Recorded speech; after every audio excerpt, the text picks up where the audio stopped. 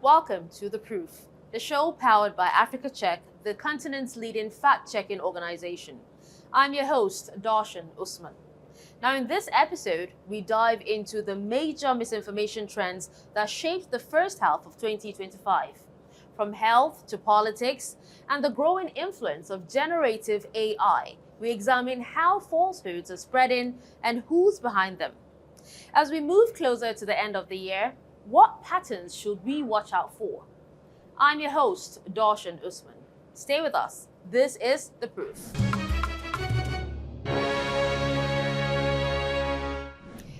Allwell Okpi, Africa Check's researcher, joins me today. Good to see you, Allwell. And let's get right into it. Thank you, Dashen. It's a pleasure. Let's start with politics. What are the common trends you've noticed in Nigeria and other countries? Well, most of our work is, centered around keeping leaders in check and contributing to accuracy in public debate. In South Africa, we fact-checked President Cyril Ramaphosa's first State of the Nation's address, and among out of 13 claims he made, he was correct like 11 times, and one was mostly correct and the other was incorrect. And we also fact-checked the Kenyan president, William Ruto, several times. In one instance, Ruto inflated his wins on controversial health plan sign-ups in Kenya. In another instance, we examined his 1,000 days in office celebration, where he mentioned the administration's achievements. In that particular instance, he was only correct once in all 11 claims. One was correct, 7 were incorrect, and 2 were misleading, and then we rated one as unproven. What about Nigeria? Have you fact-checked Nigerian leaders?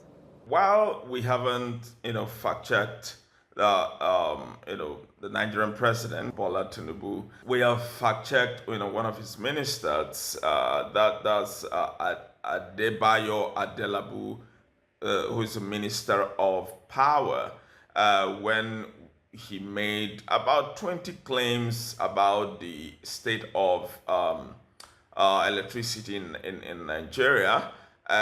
We found that that 2 were misleading, 5 unproven, 1 we rated mostly correct, and then 4 of those claims were incorrect, and then 7 of them were correct.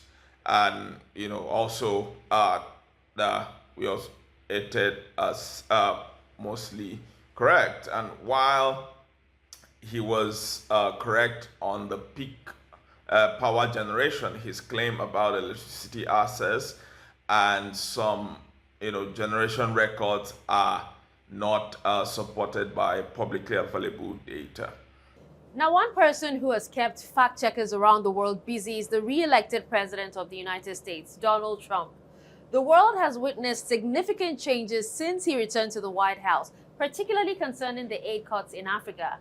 Have you fact-checked claims related to him? Yes. In May, we set the record straight on Trump's South African farm mother claims. A meeting at the White House, drew global attention as the South African president Ramaphosa met with Trump after Trump's aid cut to South Africa.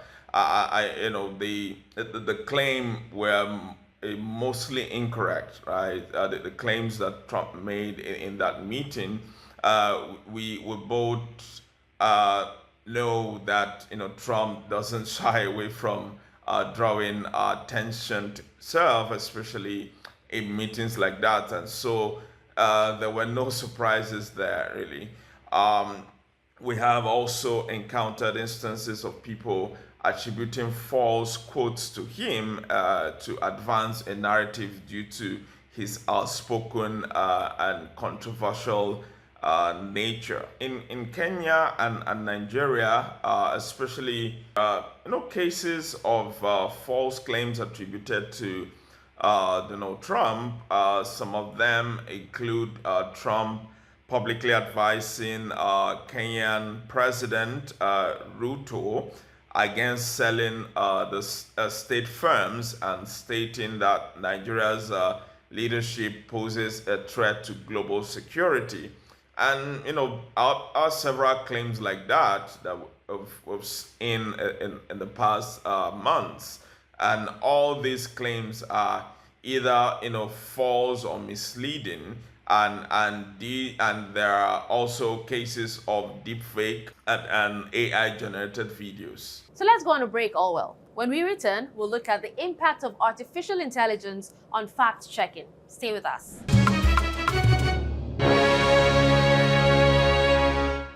Welcome back and thank you for staying. This is The Proof, powered by Africa Check. Allwell, what has been happening with AI so far this year? Is it contributing to misinformation? Yes, it is contributing, and in no small measure, right? AI videos are actually becoming more difficult to fact check these days. So we have had to pay extra attention to, synthetic media. Some are obvious, like the AI generated video of, the blind influencer, a pro doctor, and a veteran actor promoting a certain cure for hypertension. Speaking of hypertension, what trends have you seen in the health space since the beginning of the year? We have done extensive work on health claims, and one major instance that we recently was about the well-known Nigerian pastor Chris Oyakilome made certain health claims. One of the claims he made was that fluoride is one of the leading causes of cancer, but that claim is false. In fact, none of the 6 claims he made were correct. We also have, a pro doctor also, we found hunting on 2 claims that have to do with HIV statistics. Generally, extra care needs to be taken when discussing health matters to ensure that the data used is actually correct. Is that also the case in South Africa and Kenya in 2025?